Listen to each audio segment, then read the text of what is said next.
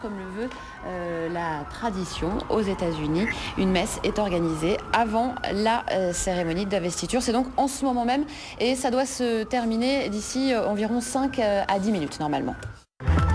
Je me trouve aussi précisément devant l'estrade présidentielle, vous la voyez, l'estrade à partir de laquelle il regardera tout à l'heure l'arrivée de la parade tout à l'heure pendant 1h30 à 2h. Il sera derrière, vous le voyez, ces vitres qui sont bien évidemment des vitres blindées sur lesquelles tous les tests ont été faits, qui sont capables de résister évidemment à des balles, mais aussi à toutes sortes d'attaques, que ce soit des attaques chimiques ou bactériologiques, ou même, nous a-t-on dit, des vitres qui ont été faites pour faire face à des attaques de roquettes. C'est un moment de rupture aujourd'hui, d'autant plus que Barack Obama, il a insisté sur le changement pendant sa campagne électorale. Le premier président noir, aujourd'hui on va peut-être atteindre un record, l'investiture où il y avait plus de monde, je crois que c'était Lyndon Johnson en 1964, les Américains s'étaient déplacés pour rendre hommage à Kennedy qui avait été assassiné.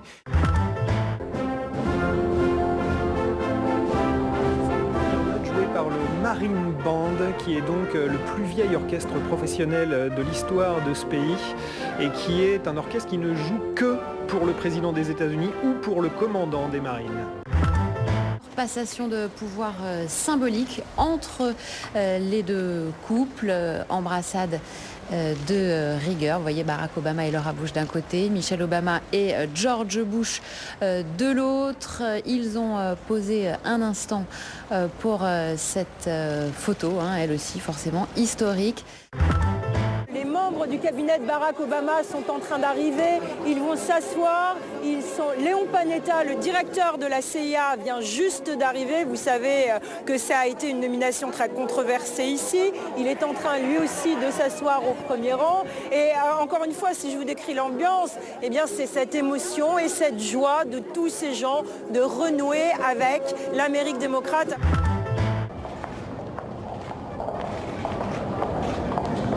Souriante, un petit peu impressionnée quand même, forcément. Sacha et Malia, je crois que c'est Sacha qui a dit à son papa que son discours avait intérêt d'être bon, parce que les gens avaient froid, qu'il était le premier président de couleur, il faudrait être court, incisif et bon. Il lui a mis la pression. On l'a peut-être jamais vu aussi tendu, Barack Obama, aussi concentré, lui qui caractérise vraiment le style moderne de la politique, la décontraction, le sourire. On le voyait encore hier à Washington lorsqu'il a rencontré tous ces gens entre guillemets normaux, ces Américains moyens. Là on sent qu'il est quand même qu'il vit un moment très solennel et très intense.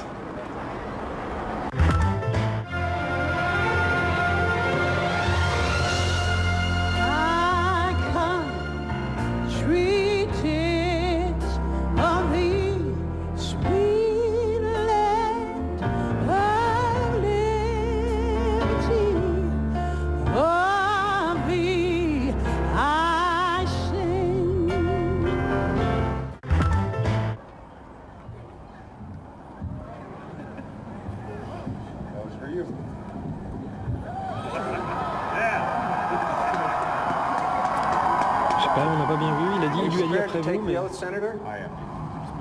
I, Barack Hussein Obama, do solemnly swear. I, Barack Hussein Obama, do solemnly swear. That I will execute the office of President to the United States faithfully. That I will execute faithfully the office of President of the United States. The office of President of the United States faithfully. And will, to the best of my ability, preserve, protect, and defend the Constitution of the United States. Preserve, protect, and defend the Constitution of the United States. So help you God. So help me God. Congratulations, Mr. President.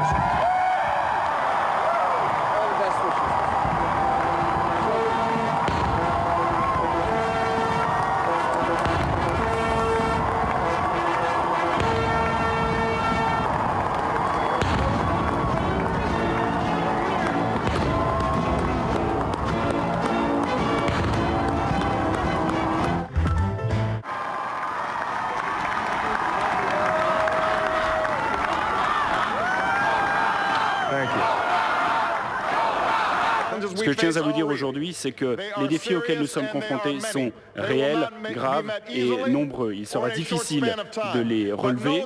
Nous ne les relèverons pas rapidement, mais croyez-moi, nous arriverons ensemble à relever chacun de ces défis. Nous sommes tous créés égaux, nous sommes tous libres et nous avons tous la chance de pouvoir vivre le bonheur qui nous est dû.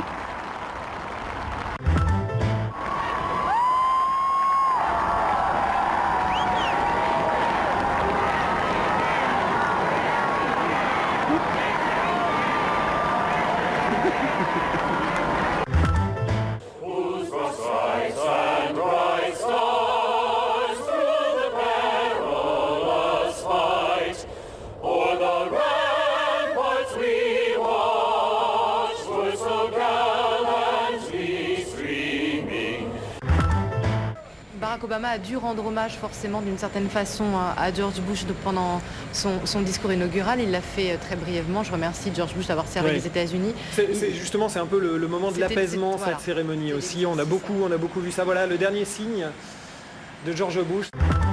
Toujours au Capitole, on termine le déjeuner officiel qui a été donné et préparé en l'honneur du couple présidentiel, et c'est Nancy Pelosi qui est la présidente démocrate de la Chambre des représentants qui est en train de s'exprimer. L'événement d'aujourd'hui ne me concerne pas moi, il concerne tout le peuple américain.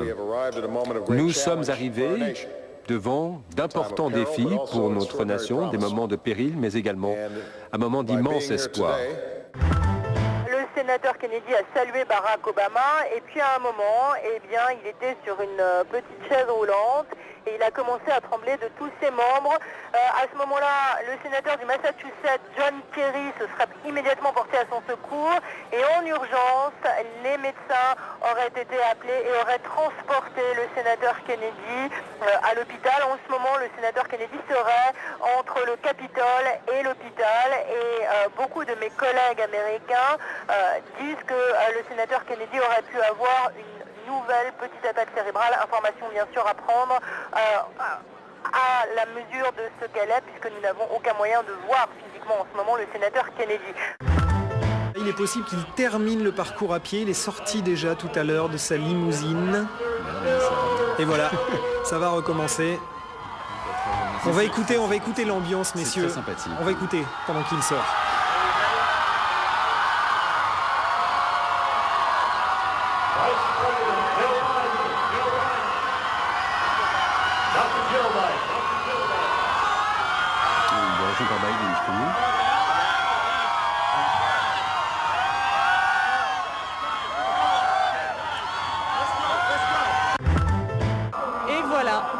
Et voilà Barack Obama qui arrive accompagné de Sacha et Malia, son épouse.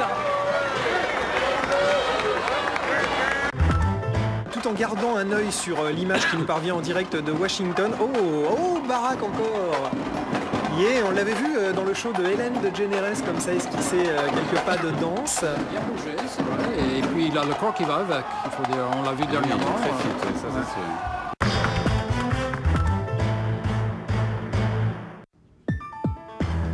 Un président noir à la Maison-Blanche, l'Amérique réalise un rêve. Barack Obama a prêté serment la main sur la Bible devant le Capitole avec 5 petites minutes de retard.